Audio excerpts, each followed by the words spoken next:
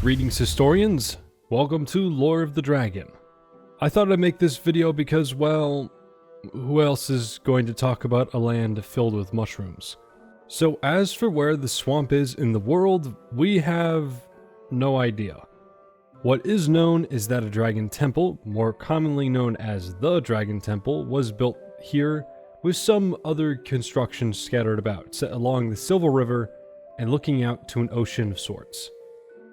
But that doesn't quite make up the majority of the area. Rather, towering mushrooms with bioluminescent lights make up a strange mimicry of a forest. We do know a little bit of detail regarding geography, however. As it's stated, Spyro, the main character of the series, floated down the Silver River, a long system that seems to cut right through past where he eventually hatched. Beyond that, at the end of the Silver River lies the ancient grove, a corrupted place of monsters, and something I've covered before. Long story short, it has magic that can take over creatures' minds and make them do its bidding.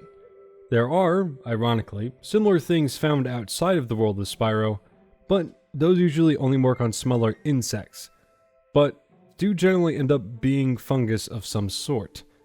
But to return to the subject of today, flora and fauna in this part of the world are interesting. On the floral side of things, you obviously have the mushrooms, but you also have all sorts of root systems growing from them. Day and night, at least in the swamp, seeming to bring a completely different atmosphere and appearance for both the mushrooms and the goo inside them. While in the day they appear a sort of yellow and green color, at night they show bright purple. Perhaps this is something to do with the sun affecting what's inside the mushrooms. Moving on, there are other plants that share this ecosystem with towering fungi, some even spreading downstream to the ancient grove. For instance, there is a plant referred to as swamp pod plant in the swamp, while in the ancient grove it's referred to as a tuba pod plant in the concept art. Whether or not this is the same plant in lore is questionable. Even if they have a similar appearance, they could just be different, and I could just be crazy, but it'd be neat if they were connected in lore, right? The only notable feature they seem to have is that when approached, they release something, maybe spores? There really isn't much else to talk about related to Flora, other than the strange case of mushrooms glowing from underneath. Also, fun fact, this is a thing in real life. Pretty neat. Overall, the swamp at night is as diverse in color to its daytime counterpart, with the yellows and oranges that dominated overtaken by purples and blues. And whether or not it was to emulate nighttime or to show an actual change in the land, it's quite a spectacle to look at. While the sounds of various creatures can be heard in the vastness of the swamp, their origin remains a mystery. But for those that you do get to see, you actually get to see some degree of adaptation to this environment. Let's look at the predators. Just an FYI, I'm going to place an arachnophobia warning here in case some of you don't like spiders. Skip to the timestamp if you don't want to see anything about spiders. Bulb spiders, for instance, have become a sort of mimicry of the environment, having leaf-like legs and generally appearing like the mushrooms around them. They can burrow into the ground swiftly and jump out of it just the same, and even change the color of the spots on their body to blend in further. Further from the Dragon Temple, you'll find more green spotted bulb spiders, while close to the Dragon Temple, you'll find green and red spotted bulb spiders, both glowing a bright magenta at night. While the green one prefers to jump and crush its prey, the red spotted one seems to rather spinning. And while not present in all parts of the swamp, you get to see some of their webs throughout the swamp. And there's concept art of some of their nests. Though these spiders are generally only found on the way to the Dragon Temple, so maybe there's a reason why they're near there and not near where Spyro grew up. Though that might just be for gameplay reasons. Now, there is a third type of bulb spider referred to in the concept art as the temple bulb spider, a variant with crystal protrusions and eyes. Why it's only around at night and only near the Dragon Temple seems odd from a lore perspective, but hey, they look neat.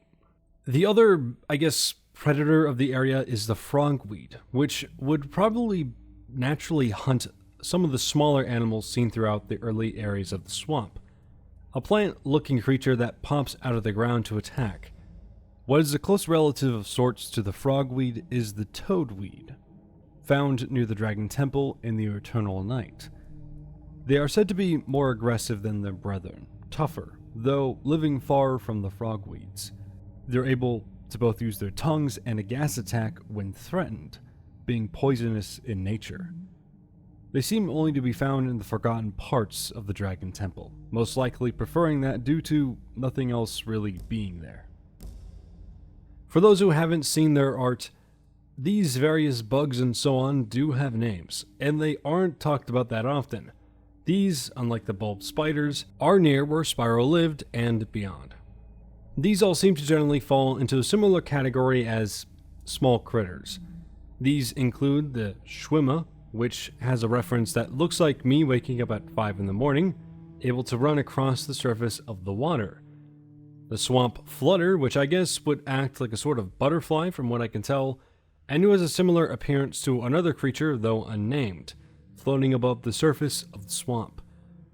The Swamp Flicker, which instead of flying, flicks itself around and literally has a note by Jared Pollan saying, "Think popcorn with wings." And to top that all off, there's something called a Swamp Slinky. It's a sort of slug with a green center. There also seem to be bat-like creatures in the Eternal Night, just hovering around the Dragon Temple. I also will note that while gathering clips for these critters, they actually change color between A New Beginning and the Eternal Night, like the mushrooms. Probably to reflect the lighting of the nighttime Dragon Temple, or it's actually something more biological. In a similar category of fauna, there lies another species that you might have already known about, the dragonflies. From the games, we don't really have much that we can learn about them. In fact, we only see 3, that being Flash, Nina, and Sparks, father, mother, and son. We do see them use mushrooms in other parts of the swamp, so they use their environment, which maybe indicates some society, but that's never explicitly shown. And on top of that, their interactions with other species, like the dragons, are limited to adopting Spyro, as Flash and Nina do, and somehow learning of the war with Malefor. There seems to be some history of understanding of the wider world, but as for how far that extends, the games just don't cover that at all.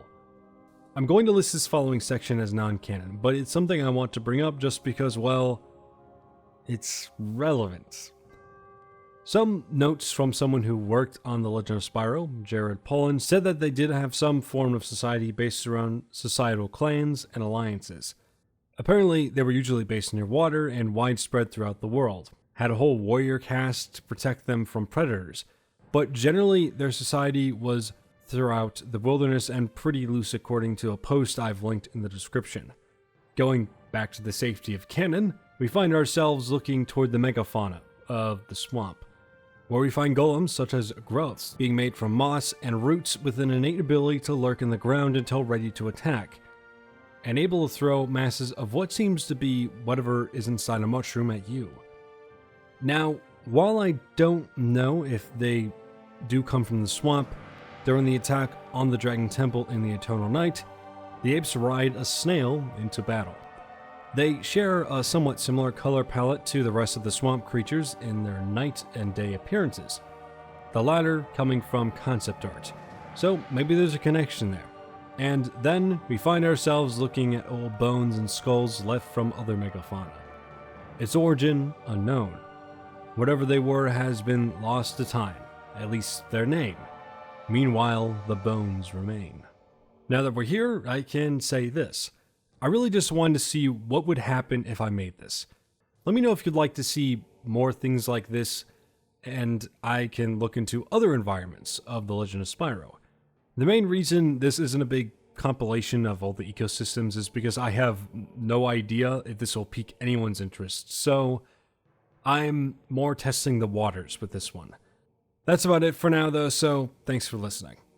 A big thank you to my Patreons, Abyssal Blue, ConquerFan91, Eric Manuel, Jabby, Kiasu Shin, Lozzie, Nightmare Spyro, and Shaggy. I'll see you all the next time we talk. Stay safe, historians.